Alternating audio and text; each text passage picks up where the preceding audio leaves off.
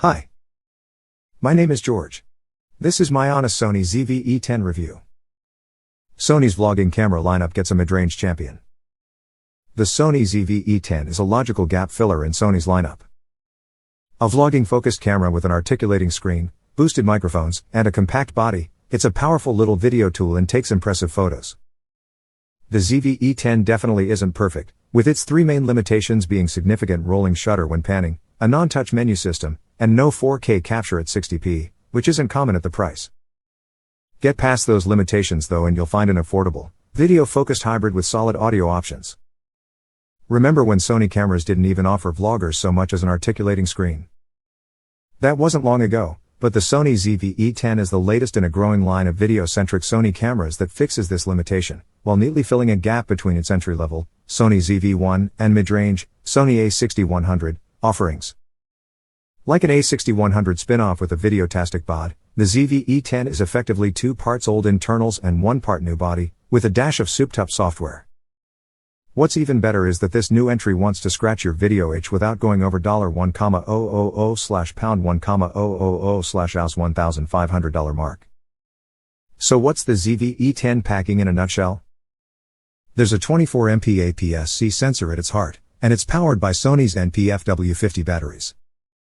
The camera captures 4K video at up to 30 FPS, sadly not 60 FPS, and as far as still go, it does everything the A6100 does, 11 FPS burst shooting, for example, while offering software smarts like the bokeh switch and product showcase setting that we saw on the Sony ZV-1.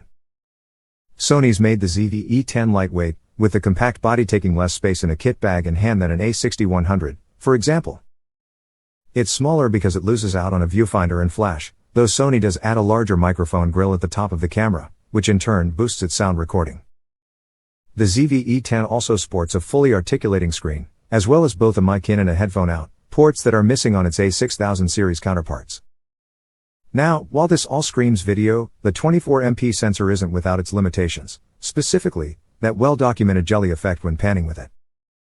Just like the A6100, whose under-the-hood specs it matches in most respects, the camera's rolling shutter can render it unusable for run-and-gun camera operators who love aggressive pans.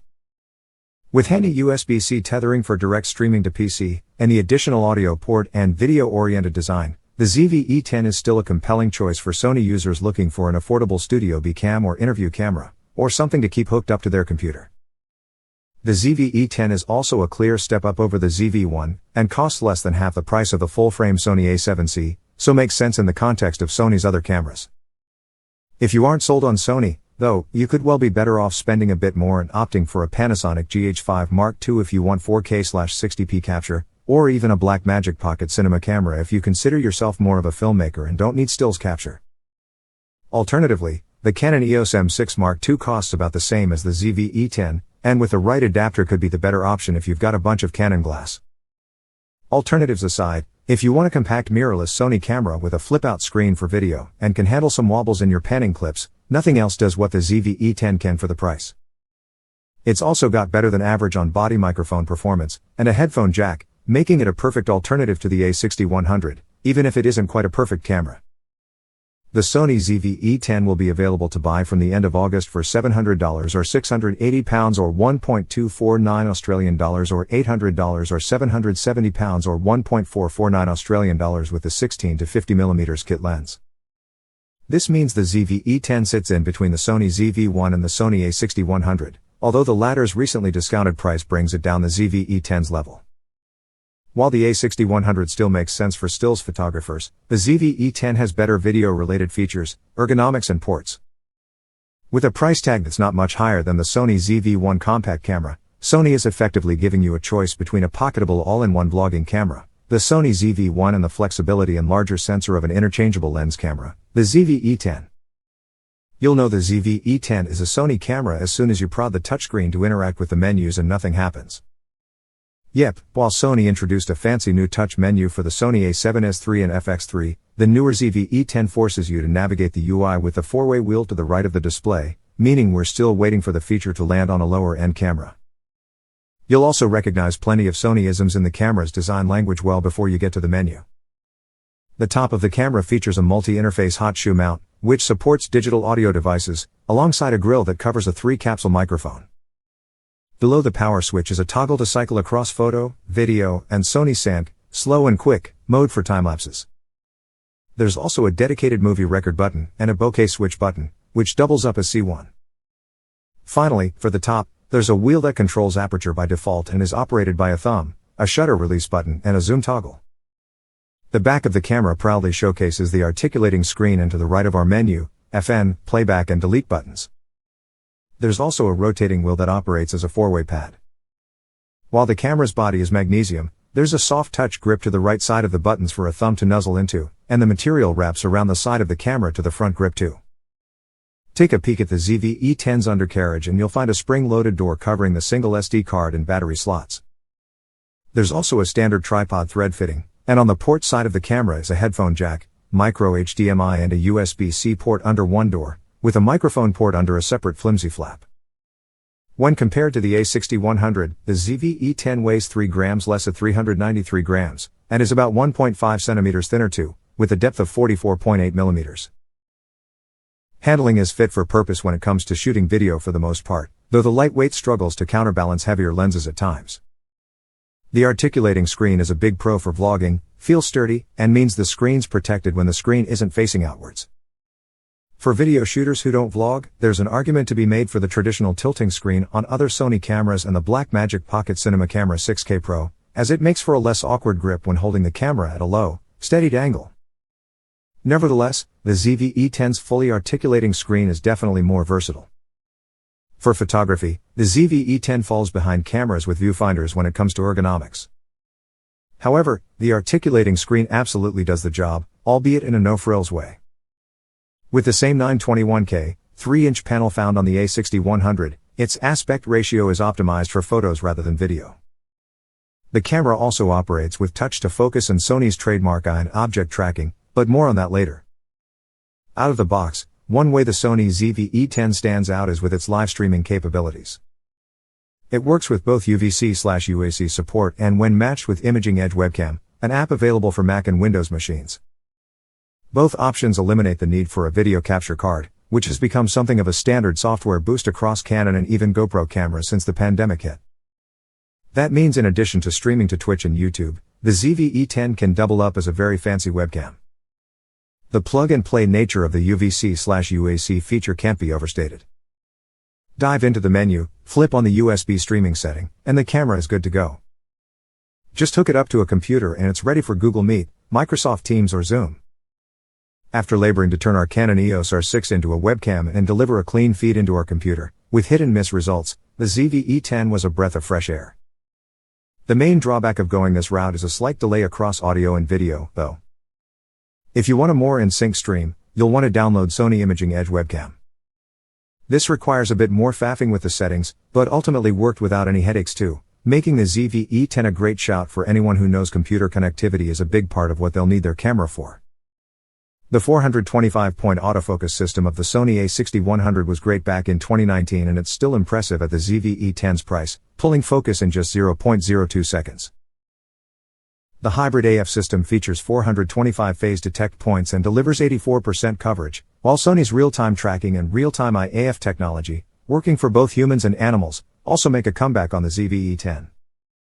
Real-time tracking uses Sony's predictive and recognition algorithms, including AI-based object recognition and color, subject distance, depth, pattern, brightness, and spatial information, that's not forgetting face and eye detection. This means photographers can tap a subject on the viewfinder and the camera will then track it automatically around the frame. If the subject has a face, eye detection is used, until they turn away the camera, after which the AF will revert to real-time tracking. IAF has been an impressive feature of many Sony cameras for a few years, and has even made its way onto the brand's Sony Xperia 1 III smartphone. The ZV-E10's real-time IAF was consistent in our time with the camera, even if it didn't deliver anything we haven't seen before. In the menu you can choose auto/right eye/left eye depending on your preference, and the feature is fired up by default. For video capture, the camera's autofocus also impresses, particularly when it comes to object tracking and face recognition. The AF was able to lock onto our eyes and keep the background nice and soft, even when we walked around the frame. This was consistent, even in mediocre lighting, once again making the ZV-E10 an attractive vlogging camera with few autofocus peers at this price. With its 24.2MP APS-C CMOS sensor, the Sony ZV-E10 brings back tried and tested imaging hardware. With a max ISO of 32,000 and a shutter speed as fast as 1/4000th, there's nothing new about its imaging credentials. On the plus side, the camera delivers 3 degrees of steady shot electronic stabilization, active, standard and off. When matched with the optical steady shot on most of the lenses we tested with the ZV-E10, handshake was well compensated for, and pans looked smooth. While video is captured at 4K, it's shot with 6K oversampling, made possible by the sensor pixel count. What is a bit of a letdown, though, is the fact the Sony ZV-E10 4K footage caps out at 30 FPS, like most of the 4K cameras at this price. Meanwhile, full HD video can be shot at up to 100 FPS, and this can climb up to 120p when shooting in Sony sync mode. The video-centric flex of the ZV-E10 doesn't stop there. It's capable of shooting in S-Log2, 3, and HLG, hybrid log gamma, picture profiles. Dive into the settings and you also have plenty of control over granular video controls, from AF transition speed to zebra display settings. Just like the A6100, an NPFW50 battery, 1020 mAh, powers the ZV-E10, and Sony claims it's good for 80 minutes of continuous recording or 440 stills. We were able to get fewer full re-stills, but a little more full HD video, though our 4K tests fell slightly short of Sony's claims. What's also handy is that the camera powers up via the USB-C port, so we were able to pack a power bank when shooting out and about, rather than needing pricey spare batteries. The main thing holding back the ZV-E10 when it comes to day-to-day use is its antiquated menu system. While it would be fine if it supported touch interaction, the amount of scrolling and button pressing it takes to make a simple setting change is a pain, especially when outdoors mid-shoot. We tested the ZV-E10 with a variety of lenses, including the Sony E16 to 50mm f/3.5 to 5.60 ss, Fe 24 to 70mm f/2.8 ss, Fe 12 to 24mm f/4, and the 135mm f/1.8 gm. Handheld in bright to dim scenes, every combination delivered a rich shot with impressive depth, detail, and contrast. Image noise is well controlled throughout the sensitivity range on the ZV-E10, even if you opt for higher sensitivities such as ISO 6400. If you're shooting JPEGs, we'd recommend switching the camera's high ISO NR, noise reduction setting to low, as the normal setting can be a bit heavy-handed. Video quality is also excellent when holding the camera still, with footage from the ZV-E10 shot with 8-bit color depth using 4:2:0 subsampling, delivering plenty of detail, while motion is nice and smooth and audio quality is also good. The inclusion of the 3-capsule microphone found on the Sony ZV-1, along with the bundled windshield, is welcome for higher quality backup audio. But if you can wire in some external audio, particularly for interview-type scenarios, you'll definitely want to. Noise handling when shooting video isn't mind-blowing, and naturally, falls far behind the full-frame competition.